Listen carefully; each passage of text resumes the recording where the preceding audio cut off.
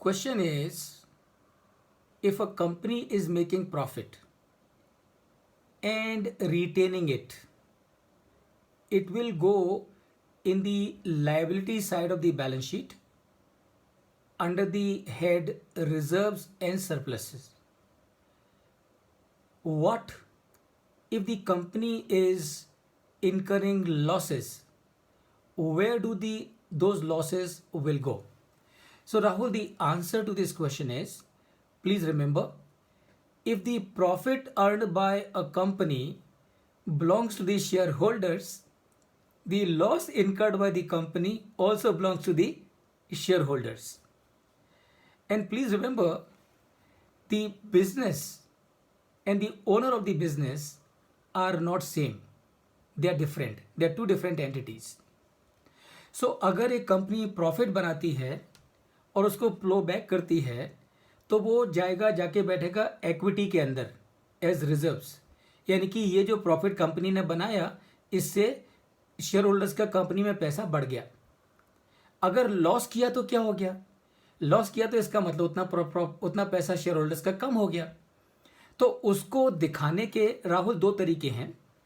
एक तो ये कि लायबिलिटी साइड में इक्विटी शेयर कैपिटल में से लॉस का जो फिगर है उसको आप माइनस करके दिखाओ. से फॉर एग्जांपल, कंपनी की कैपिटल है 100 करोड़ और कंपनी ने 3 साल में लॉस कर दिया 20 करोड़ का. तो आप क्या करोगे? लायबिलिटी साइड में आप दिखाओगे equity share capital 100 crore minus losses incurred 20 crore, and the difference 80 crore will come as the liability, main figure in the liability.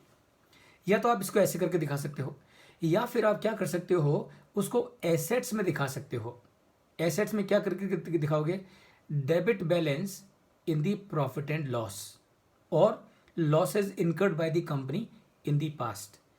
20 crore assets में करके दिखा दोगे. तो अगर लायबिलिटी साइड में दिखाओगे तो इक्विटी में से उसको माइनस करके दिखाओगे, और अगर एसेट साइड में दिखाओगे तो वो पॉजिटिव फिगर आएगा. दोनों का नेट इफेक्ट सेम ही होगा. So this is how you will show the losses incurred by a business, and उसका नेट इफेक्ट यही है कि अगर कंपनी प्रॉफिट करती है तो शेयर होल्डर्स की कैपिटल बढ़ जाती है, और अगर कंपनी लॉस करती है तो शेयर होल्डर्स की कैपिटल कम हो जाती है. That is also known as erosion of the capital. Does it answer your question, Rahul? Yes, sir. Thank you, sir. Got it. Okay. Got it, sir. Yeah. Good.